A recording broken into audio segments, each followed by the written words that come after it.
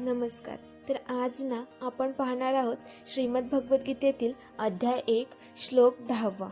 तर या श्लोकात दुर्योधन म्हणतो, आमची शक्ती अपरिमित आहे आणि पितामह भीष्म यांच्याद्वारे आपण पूर्णपणे सुरक्षित आहोत.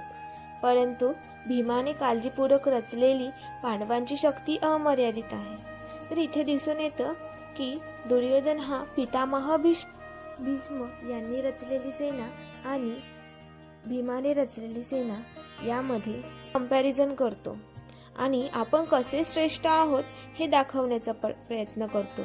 म्हणजे कुठेतरी आपल्या शत्रूला कमी समजतो.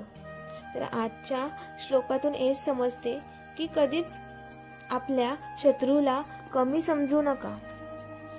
चला तर उद्या भेटूया नवीन श्लोकासोबत.